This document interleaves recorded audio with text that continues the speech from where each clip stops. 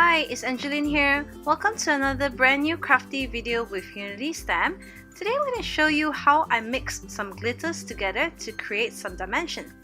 So first up, I already stamped and colored this cute little Cuddlebug mousse by Unity Stamp, and I'm going to use some American Crafts Wild Glitter in chunky and also fine, which is in Canary color.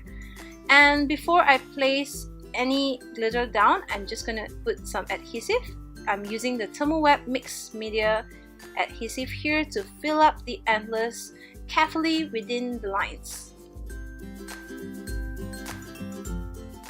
So next I'm grabbing some chunky glitter first to sprinkle on, and then the fine glitter to mix it up.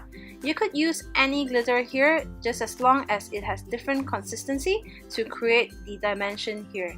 Just check out how pretty that is. So here's how my finished card looks like. I hope you enjoyed this quick little technique and do try it out for yourself.